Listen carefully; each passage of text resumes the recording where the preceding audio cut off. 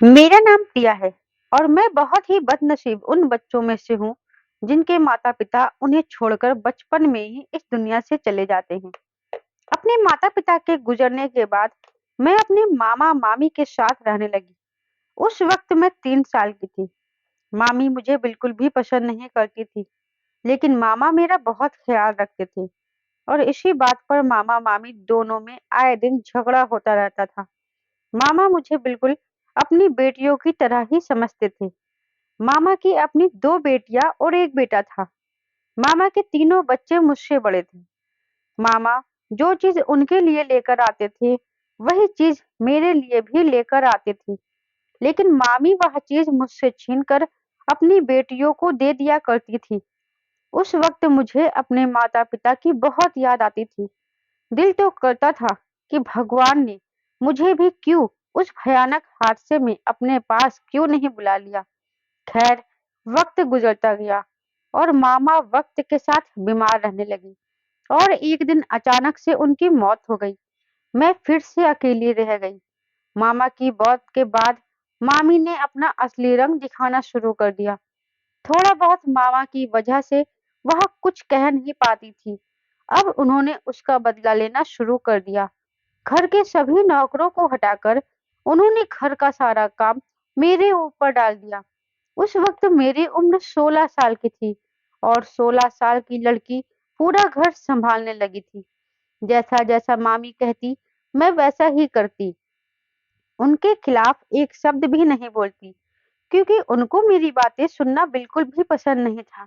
वह बस यही चाहती थी कि मैं हमेशा अपना मुंह बंद रखूं और चुपचाप घर का हर एक काम करती रहूं और घर के बाहर किसी से भी इस बारे में कुछ ना कहूं। इसलिए वह मुझे कभी भी घर से बाहर जल्दी नहीं जाने देती थी। वैसे मामा का एक बेटा भी था। उसका नाम शिवांश था। शिवांश अब 22 साल का था और ना जाने उसका दिल मुझ पर कब आ गया, पता ही नहीं चला। वह मन ही मन मुझे पसंद करने लगा था और मामी को यह बात बिल्कुल भी बर्दाश्त नहीं होती। जिस लड़की से वह बचपन से नफरत करती आ रही थी, वही उनके घर की बहू बन जाए। अपनी बेटी की शादी के लिए मामी के बहुत अरमान थे। वह अपने बेटे के लिए एक पढ़ी लिखी खूबसूरत और एक अमीर खानदान की लड़की से शादी कराना चाहती थी और मैं तो गरीब लड़की थी जिसके माता पिता बचपन में ही गुजर गए थे और उन्हें मुझसे शादी करने पर दहेज में कुछ भी नहीं मिलता। वह यह बात बहुत अच्छे तरीके से जानती थी। हाँ, लेकिन मैं बहुत खूबसूरत थी। इतनी खूबसूरत थी कि खुद को शीशे में देखती तो हैरान होती। क्या सच में यह मैं ही हूँ? चेहरा क्या मेरा ही है? ये आंखें, ये ओठ, ये काले घने बाल क्या सच में मेरे ही हैं? मैं इतनी खूबसूरत हूँ और यही एक गुण था मेरे अंदर जिसकी वजह से कोई भी मुझसे शादी करने के लिए तैयार हो जाता था। मामा का बेटा शिवांश भी मेरा दीवाना बन गया था। उसने अपने दिल की बात मामी को भी बता दी थी और कहा कि अगर वह शादी करेगा तो सिर्फ मुझसे, वरना वह अपनी जान दे देगा। मैं हर वक्त डरी डरी रहती थी कि कहीं शिवांश को कुछ हो गया तो मामी मेरा सारा इल्जाम मुझ पर डाल देंगी और फिर मैं तो बिन माँ बाप की बच्ची थी, तो मेरा क्या होगा। मैं हर समय भगवान से प्रार्थना करती कि जल्दी से मेरी शादी हो जाए और मैं इस नरक से निकलूं, क्योंकि मैं किसी भी कीमत पर शिवांश से शादी नहीं करना चाहती थी। मैं इस घर से बहुत दूर चली जाना चाहती थी। पहले तो मामी ने इस रिश्ते के लिए मना कर दिया, लेकिन शिवांश की जिद के चलते मामी ने शिवांश के आगे एक चाल चली। कहा कि ठीक है, मैं इससे तेरी शादी जरूर करा दूंगी, लेकिन मेरी एक शर्त है कि पहले तू अपनी पढ़ाई पूरी करेगा। और उसकी पढ़ाई पूरी करने के लिए उसे उन्होंने विदेश भेज दिया। धीरे धीरे वक्त गुजरता गया और 5 साल पूरे हो गए। इस बीच मेरी शिवांश से बात होती रहती थी और कुछ ही महीनों के बाद अब शिवांश पढ़ाई पूरी करके घर वापस आने ही वाला था कि उससे पहले ही मेरे लिए एक रिश्ता आ गया और मामी ने रिश्ते के लिए फौरन ही हाँ कर दी और आने वाले अगले 2 दिनों में मेरी शादी तय हो गई। दिल ही दिल में मैं सपनों की दुनिया सजाए बैठी थी। उसका नाम अविनाश था। मैं बहुत खुश थी कि अब कि अब इस घर से चली जाऊंगी, हमेशा हमेशा के लिए। शादी का दिन आ गया। मेरे ससुराल वालों ने दहेज लेने से भी मना कर दिया था और मेरे लिए एक से एक कीमती कपड़े और जेवरात लेकर आए थे। मोहल्ले की सभी औरतें बातें बना रही थी। यह देखो तो सही, इस अनाथ का कितना अच्छा नसीब है। सारा सामान देखकर मैं भी बहुत खुश हुई कि मुझे इतना अच्छा ससुराल मिला। शादी पूरे रीति रिवाजों के साथ संपन्न हुई और विदा होकर मैं अपने ससुराल पहुंची। इतना बड़ा घर मैंने आज से पहले कभी नहीं देखा था। मेरा कमरा फूलों से सजाया गया, लेकिन शादी की पहली रात ही मेरी सारी खुशी मेरे गम में बदल गई। जब मुझे अपने पति के बारे में ऐसा राज पता चला जिसे सुनकर मेरे सर पर आसमान गिर पड़ा। मैं दुल्हन बनी घूंघट लिए फूलों की सेज पर अपने दूल्हे का इंतजार कर रही थी। थोड़ी देर में मेरे पति मेरे कमरे में आए। मेरा चेहरा घूंघट में था और वह मेरे करीब आकर बैठ गए। लेकिन पता नहीं क्यों मुझे अचानक बहुत घबराहट होने लगी थी, जैसे कुछ बुरा होने वाला हो। तभी उन्होंने मुझसे सवाल किया कि मैं दिखने में कैसी हूँ। यह सुनकर मुझे हैरत हैरत हुई और मैंने उनसे कहा कि आप खुद ही घूंघट उठाकर देख लीजिए कि मैं कैसी दिखती हूँ। मेरी इस बात पर बहुत जोर से हंसने लगे। मुझे इन मुझे उनके इस तरह से जोर से हंसने पर बहुत अजीब लगा। मैं सोचने लगी कि वह हंस क्यों रहे थे और क्यों मेरा घूंघट उठाकर नहीं देख रहे थे। मैंने खुद ही अपना घूंघट उठाकर उन्हें देखा तो वह सामने देख रहे थे, मेरी तरफ देख भी नहीं रहे थे। तो मेरा दिल डूब गया। मैंने उनसे कहा कि आप मुझसे नाराज हैं क्या? आप इस शादी से खुश नहीं हैं जो मुझे देख नहीं रहे? तो यह सुनकर वह उठ गए। मुझे उनका यह रवैया बहुत अजीब लगा। मुझे तो यह समझ ही नहीं आ रहा था कि वह ऐसा क्यों कर रहे हैं। शायद ऐसा हो सकता है कि वह किसी और को पसंद करते हो और घर वालों की जबरदस्ती से उन्होंने मुझसे शादी कर ली हो, इसीलिए ये बार बार हंस रहे हैं। मैंने उनसे सवाल किया कि क्या आप किसी और को पसंद करते थे? तो वह फिर से हंसने लगे। अब तो मेरा दिमाग खराब होने लगा कि यह कौन सा तरीका है भाई। आखिर कौन अपनी नई दुल्हन से बात करने की जगह हंसता है? आखिर मैं उन्हें पसंद नहीं थी तो पहले ही बोल देते। लेकिन अब हमारी सुहागरात पर यह हरकत, यह तो कोई भी गवारा नहीं करता। मेरा दिल तो जैसे रो कर रह गया था। मेरी पूरी कोशिश यह थी कि वह एक बार मेरा चेहरा देख ले तो यकीनन वो उस लड़की को भूल जाएंगे जिससे कि वह मोहब्बत करते थे, क्योंकि मैं थी ही इतनी खूबसूरत। मगर वह सामने ड्रेसिंग की तरफ ही देख रहे थे। मेरी तरफ नजर उठाकर देखना तो उन्होंने गवारा तक नहीं किया। मैं तो यही सोच कर आई थी कि अपने पति और अपने ससुराल वालों की इतनी सेवा करूंगी कि मुझे वापस अपनी मामी के पास जाना ही नहीं पड़ेगा। तभी वह बोले कि क्या तुम्हें यह किसी ने नहीं बताया कि मैं देख नहीं सकता? ये सुनकर मुझे लगा कि शायद वह मजाक कर रही। मैं हैरत से उनको देखने लगी। फिर मैंने कहा कि अविनाश जी, यह मजाक का वक्त नहीं है। मुझे इस तरह का मजाक बिल्कुल भी पसंद नहीं, वो भी आपके विषय से जुड़े हुए इस तरह के तो मजाक से मैं बिल्कुल भी बर्दाश्त नहीं करूंगी। यह आप क्या कह रहे हैं? मैंने एक अच्छी पत्नी की तरह उनसे यह बात कही तो यह सुनकर वह फिर से हंसने लगे।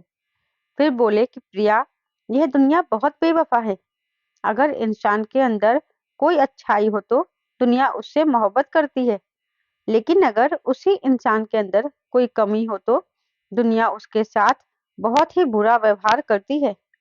इस वक्त तुम मेरी मोहब्बत की दावेदारी कर रही हो, लेकिन मैं तुम्हें बता दूं कि मैं तुम्हारी मोहब्बत के लायक नहीं हूँ, क्योंकि मैं एक अंधा शख्स हूँ। मैंने सबसे सुन रखा है कि तुम बहुत हसीन हो, लेकिन अफसोस, मैं तो तुम्हारे हुस्न को देख भी नहीं सकता।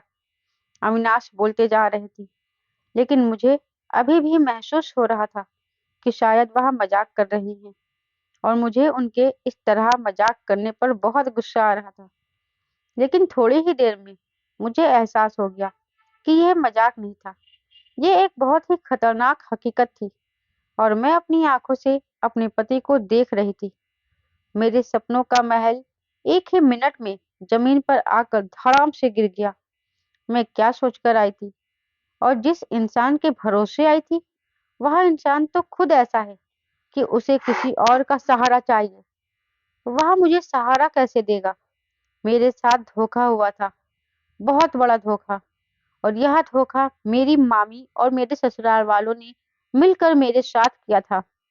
मेरा यह सोच सोच कर गुस्से से बुरा हाल हो गया। मैं एकदम से खड़ी हो गई और कहने लगी कि आप लोगों को शर्म नहीं आई? एक गरीब बिन माँ बाप की बच्ची के साथ इतना बड़ा धोखा करते हुए। तो अविनाश कहने लगे कि हमने तुम्हारी मामी को सब कुछ बता दिया था कि मैं देख नहीं सकता हूँ, और उन्होंने तुम्हें नहीं बताया, तो इसमें हमारा क्या कसूर? तुम्हारे साथ धोखा हमने नहीं, बल्कि तुम्हारी खुद की सगी मामी ने किया है। उन्होंने हमसे ये कहा था कि उन्होंने तुम्हें सब कुछ बता दिया है और तुम इस बात पर राजी हो। अविनाश की बातें सुन मुझे गुस्सा आ गया। मैंने कहा, मैं राजी हूँ? क्या मैं राजी हो सकती हूँ एक ऐसे इंसान से शादी करने पर जो देख नहीं सकता है? हे भगवान, मैं कहाँ जाऊं?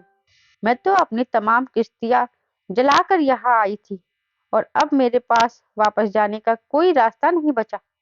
मैं तो यहाँ ये सोच कर आई थी कि अब अपनी मामी के घर कभी दोबारा पलट कर नहीं जाऊंगी। और यह कहकर मैं जोर जोर से रोने लगी। अविनाश चुपचाप अपने बिस्तर पर आकर सो गए। इसके बाद उन्होंने मुझसे कोई भी बात नहीं की और जल्दी नींद की देवी उन पर मेहरबान हुई और वह सोते चले गए। और मैं हैरान और परेशान जागती रही। रात को न जाने कब मेरी आंख लग गई कि मुझे पता ही नहीं चला। जब मेरी आंख खुली तो अविनाश सो रहे थे। मेरे जागने की आवाज पर वह भी जाग गए। उन्होंने सहारा तलाश किया। मैं इतने गुस्से में थी कि मैंने उन्हें सहारा देना भी जरूरी नहीं समझा कि मुझसे पहले भी तो अपना काम खुद ही करते होंगे। यह कमरा उनका ही तो है। अंदाजे के मुताबिक वॉशरूम चले गए, फिर थोड़ी देर बाद बाहर निकले। मैंने उनसे कोई बात नहीं की। उन्होंने मुझे पुकारा, प्रिया, क्या तुम यहाँ हो? मैं कमरे में ही थी, लेकिन खामोश रही। मैंने उनकी बात पर कोई जवाब नहीं दिया। मेरा दिल इतना खराब हो चुका था जिसकी कोई हद नहीं थी। मैं 21 साल की खूबसूरत जवान लड़की थी और उस पर जुल्म यह हुआ कि मेरा पति अंधी अंधा निकला। तो मेरी खूबसूरती को ना तो वो देख सकता था और ना ही मेरी खूबसूरती की तारीफ कर सकता था। अपनी जवानी बेकार होने का दर्द सिर्फ मैं ही जान सकती थी। मुझे तकलीफ हो रही थी और मेरी तकलीफ कोई दूसरा जान ही नहीं सकता था। दिन ऐसे ही गुजरते गए। मेरा ससुराल में दिल नहीं लगता, और लगता भी तो कैसे, क्योंकि जिसके भरोसे मैं आई थी वह तो किसी काम का ही नहीं था। मेरी सास ने मुझसे कहा कि तुम्हारी मामी को हमने सारी हकीकत बताई थी और उन्होंने कहा था कि तुम राजी हो, क्योंकि तुम इंसान की हमदर्दी की खातिर अविनाश से शादी करना चाहती हो। और अब मुझे तुमसे एक पोता चाहिए। मुझे नहीं पता, तुम मुझे हर हाल में एक पोता दो। अपनी सास के से बात करने के बाद साफ हो गया था कि मेरी ससुराल वालों की इसमें कोई गलती नहीं थी। उन्होंने मेरी मामी को अंधेरे में नहीं रखा था, लेकिन मेरी मामी ने मुझे धोखा दिया और मेरे साथ जुल्म किया। लेकिन मैंने अपनी सास से कहा, तो क्या जरूरत थी आपको अपने अंधे बेटे की शादी करने की? जिस पर वह बेचारी रोना शुरू हो गई और कहने लगी कि मेरे बेटे को अंधा तो ना कहो। मुझे भी गुस्सा आ गया। मैंने कहा कि अंधे को अंधा ना कहूं तो क्या कहूं? मैं ऐसे ही पत्थर दिल पहले तो नहीं थी, लेकिन मेरे साथ जो हालात गुजरे उन्होंने मुझे ऐसा पत्थर दिल बना दिया था। बचपन से लेकर अब तक तो मेरी मामी ने मुझे चोट पहुंचाई थी, और इसके बाद अब शादी हुई। शादी के बाद इस धोखे ने मुझे पूरी तरह से तोड़कर रख दिया। दूसरों के एहसास की मुझे कोई फिक्र ही नहीं थी, क्योंकि खुद मेरा अपना दिल चकनाचूर हो चुका था। मैं बुरी तरीके से टूट गई थी और मेरी समझ में नहीं आ रहा था कि मैं करूँ तो करूँ क्या। फिर भी मैंने बहुत कोशिश की दिल लगाने की, लेकिन मेरा दिल नहीं लगता। मैं चाहती थी कि मेरी खूबसूरती की कोई तारीफ करे, जो मेरा हक था। और अब मैं हर वक्त रोती रहती थी। अविनाश बंद कमरे में मेरी शिष्कियाँ सुनते थे, मुझे चुप कराने की कोशिश करते थे, लेकिन मुझे उनका वजूद ही अपने साथ बर्दाश्त नहीं होता था। ना जाने मुझे क्या हो गया था, मेरी पूरी सोच ही नकारात्मक हो गई थी। फिर एक दिन अविनाश ने सुबह-सुबह मुझसे कहा कि वह शहर से दूर किसी काम से जा रहे हैं। वापसी पर उन्हें थोड़ी देर हो जाएगी और वह बार बाहर जाते वक्त ड्राइवर को अपने साथ ले जाते थे और उसी के साथ घर वापस आते थे। अब जब वह चले गए तो मैंने सुकून का सांस लिया। मैं काम वगैरह तो कुछ करती ही नहीं थी, हर वक्त गुस्से में ही रहती थी, क्योंकि वैसे भी सारा काम नौकर नौकरानी ही करते थे। यहाँ पर हर काम का एक उसूल था, सब बड़ी डिसिप्लिन में रहते थे। बस कमी थी तो सिर्फ एक बात की कि कोई मेरी खूबसूरती को देखने वाला नहीं था। खैर, रोज की तरह रात को मैं सो गई और आधी रात को अचानक मुझे प्यास लगने की वजह से मेरी आँख खुल गई। मैं पानी पीने के लिए किचन तक गई और फ्रिज से पानी निकाल कर पीने लगी कि अचानक मेरे पीछे से किसी ने मेरे मुंह पर हाथ रख दिया ताकि मेरे मुंह से आवाज नहीं निकल सके और मेरे कान पर फुसफुसाया कि तुम बहुत खूबसूरत हो। मैंने जब से तुम्हारा हसीन चेहरा देखा है, तब से मैं तुम्हारा दीवाना हो गया हूँ। आज तुम्हारा पति घर पर नहीं है, हालांकि वह अंधा है और देख नहीं सकता, लेकिन फिर भी मैं उसके सामने घर पर आना नहीं चाहता था। इसीलिए आज आया हूँ कि तुमसे खुलकर अपने प्यार का इजहार कर सकूं। मैं तुम्हें बता दूं कि मैं तुम्हारे पड़ोस में रहता हूँ और रोजाना अपने कमरे की खिड़की से तुम्हारा दीदार करता हूँ। मुझे बहुत अफसोस है कि तुम जैसी हसीन और खूबसूरत लड़की की शादी एक ऐसे इंसान से हो गई जो तुम्हारी जवान खूबसूरती को देख ही नहीं सकता।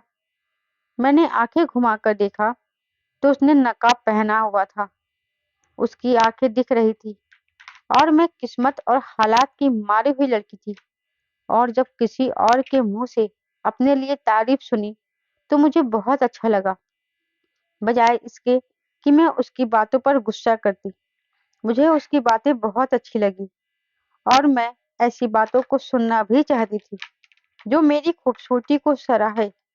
मैंने उसे इशारों में कहा कि मुझे बोलने तो दो। उसने मेरे मुंह से हाथ डालिया। मैंने पूछा कि तुम कौन हो और कहने लगा कि मैं तुमसे मोहब्बत करता हूँ और रोजाना तुम्हें देखता हूँ। मैंने उससे कहा, यहाँ से चले जाओ, मेरे पति किसी भी वक्त आ सकते हैं। तो उसने कहा कि मुझे तुम्हारे पति की पूरी खबर है, वह कल सुबह ही आएगा। लेकिन मुझे अपनी सास का भी डर था, इसीलिए किसी न किसी तरह मैंने उसे वहां से भगा दिया। लेकिन अब जब भी अविनाश काम से कहीं बाहर जाते तो वह नाकाबपोश घर पर आ जाता। ना जाने उसने कौन सा चोर रास्ता बना लिया था। पहले वह किचन में आ जाता था और अब मेरे कमरे की खिड़की फलांग कर मेरे कमरे में ही आ जाता था। हम दोनों सारी सारी रातें बातें करते रहते थे। वह मेरी खूबसूरती की तारीफ करता और मैं सुनती रहती और मुझे बहुत अच्छा लगता। लेकिन वह हमेशा नकाब लगाए रहता था। मैंने उससे कई बार कहा कि नकाब हटाकर मुझे अपना चेहरा तो दिखाओ, लेकिन उसने कहा कि वक्त आने पर दिखाऊंगा। उसकी आंखें बहुत खूबसूरत थी। आंखों को देखकर लगता था कि वह खुद भी एक हैंडसम लड़का होगा और उसकी आंखों से ज्यादा तो उसकी बातें बहुत ही खूबसूरत थी।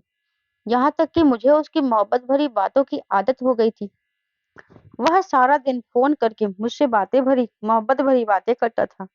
मेरी जिंदगी में जिस चीज की कमी थी वह मुझे मिल रही थी, लेकिन एक अनजान शख्स जो कि मेरा था ही नहीं, मैं उससे बातें करती और जो मेरा अपना था वह मेरी तारीफ करने के लायक ही नहीं था। काफी वक्त तक यह सिलसिला यूं ही चलता रहा। वह अविनाश की गैर मौजूदगी में घर पर आता था और हम दोनों बैठकर घंटों घंटों बातें करते थे। लेकिन तभी उसने मेरे साथ एक दिन हद पार करने की सोची। ये देखकर मैं पीछे हट गई। मैंने उससे कहा, ये गलत होगा। फिर वह कुछ भी नहीं बोला। मेरी अकल पर पर्दा पड़ गया था। मुझे यह डर भी नहीं लगता था कि कोई अनजान आदमी मेरे कमरे तक आ जाता है। किसी दिन वहां कुछ मेरे साथ गलत ही ना कर बैठे। आखिर किसी अनजान आदमी पर इस कदर भरोसा करना कितनी गलत बात है। मेरा पति तो सिर्फ आंखों से अंधा था, लेकिन मेरी आत्मा से लेकर दिल दोनों भी अंधे हो गए थे। मैं क्या कर रही थी, मुझे नजर ही नहीं आ रहा था। मैं कितना गलत कर रही थी, मुझे एहसास ही नहीं था। लेकिन मैं यह सब क्यों कर रही थी, मैंने कभी खुद से सवाल ही नहीं किया। एक रात हम बातें कर रहे थे कि अविनाश की कॉल आएगी। वह बस घर आने ही वाला था। यह सुनकर तो मैं हैरान हो गई कि अचानक कैसे आ गया। मैंने उससे कहा कि तुम कहीं छुप जाओ, क्योंकि अविनाश की गाड़ी की आवाज सुनाई दी है और वह कभी भी अंदर कमरे तक आ सकता है। उसने कहा कि मुझे छुपने की क्या जरूरत, तुम्हारा पति तो देख ही नहीं सकता। यह सोचकर मुझे भी हंसी आ गई। मैंने कहा कि हाँ, बात तो सही कह रही हूँ। फिर उसने कहा कि छोड़ो, मैं जा ही रहा हूँ, और वहां चला गया। थोड़ी देर बाद अविनाश अंदर आ गए। मैंने कोई बात नहीं की। उन्होंने आकर लाइट बंद कर दी। उसके बाद मैं अपने बिस्तर पर लेट गई और आंखें बंद कर ली और सोने की कोशिश करने लगी। लेकिन मुझे कुछ देर बाद एहसास हुआ कि अविनाश सोए नहीं हैं, बल्कि बैठे हुए हैं।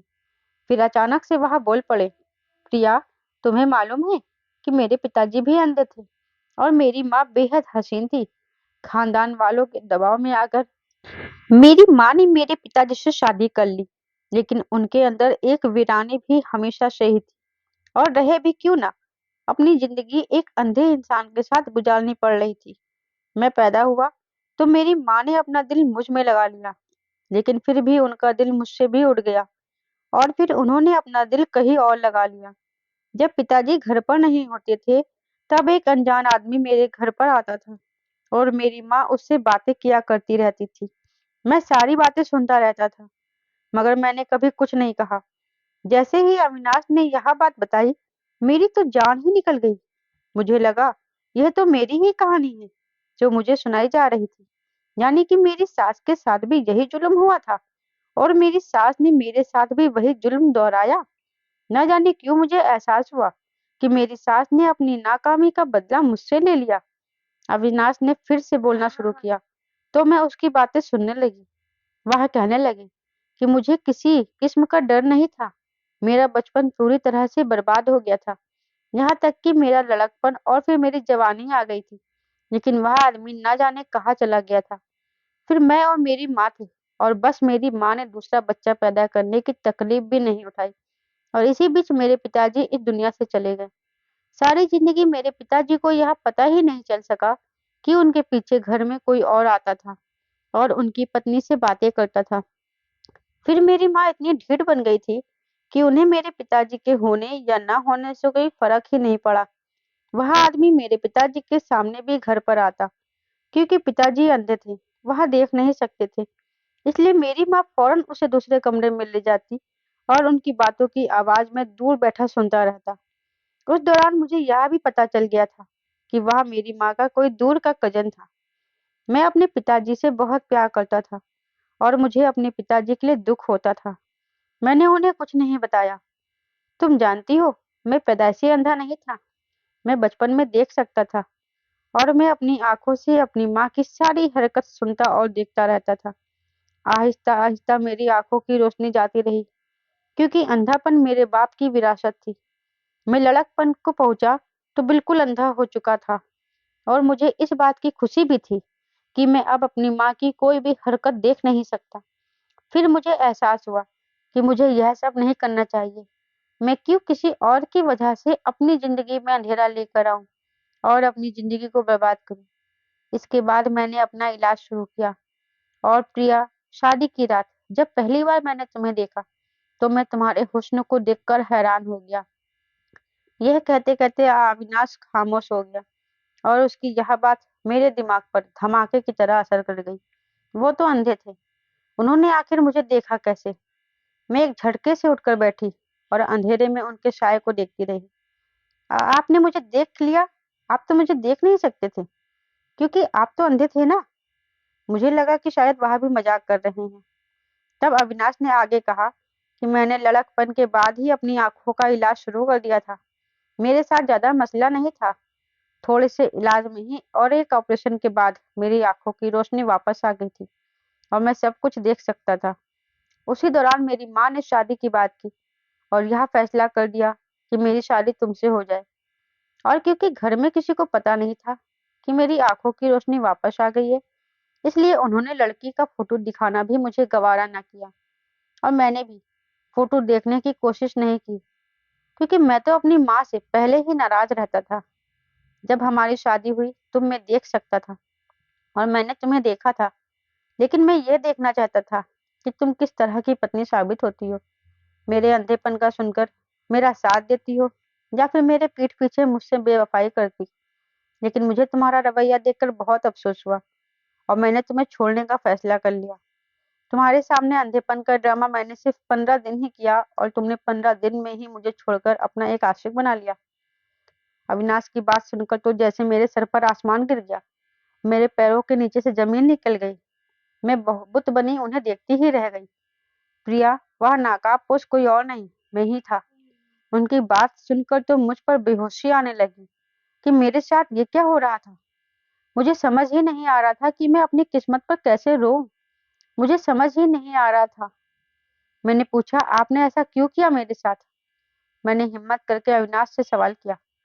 अविनाश ने उठकर कमरे की लाइट ऑन कर दी और वो नाकाब दराज से निकाला और अपने चेहरे पर लगा लिया। तो मैंने देखा कि ये वही आदमी है तो जो मुझसे रोज मिलने आता था।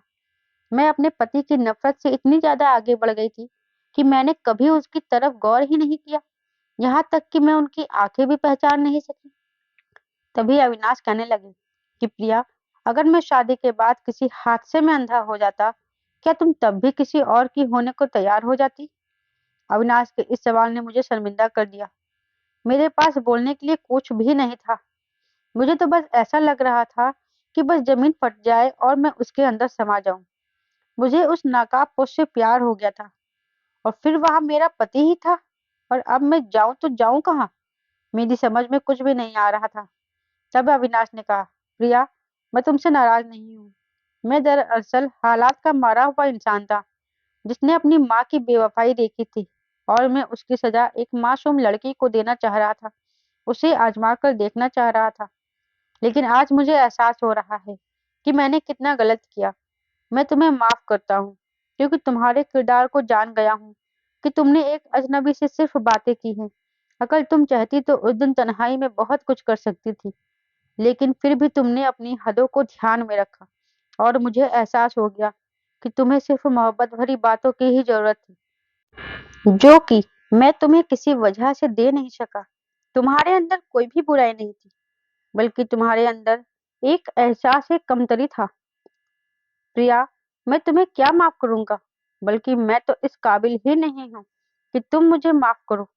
मेरे अंदर हिम्मत नहीं है कि मैं तुमसे माफी मांग सकूं। मेरे अंदर हिम्मत ही नहीं है कि मैं तुमसे माफी मांग लूं, क्योंकि गलत मैंने तुम्हारे साथ किया है, तुमने मेरे साथ नहीं किया। मैंने तुम्हें बेवजह झमेले में डाला और तुम्हारा इम्तिहान लिया, जिसकी तुम कतई हकदार नहीं थी।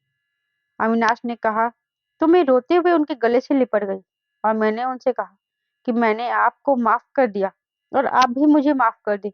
मुझे आपको आपकी कमी के साथ अपनाना चाहिए था। मैं भूल गई थी कि इंसान में एक कमी के साथ साथ हजारों गुण भी होते हैं। मैं अपनी खूबसूरती के अभिमान में थी। सही मायने में आज मेरी शादी हुई थी और आज मैं बहुत खुश थी और जिंदगी का एक सबक भी मैंने आज ही सीखा है। दोस्तों, आपको मेरी कहानी कैसी लगती है? मुझे कमेंट बॉक्स में जरूर बताया करें। साथ ही वीडियो को लाइक और शेयर भी कर दिया करें और आगे ऐसी नई नई कहानियां सुनने के लिए मेरे चैनल सब्सक्राइब करना मत भूल जाया करें। आप सबका धन्यवाद। राधे राधे दोस्तों।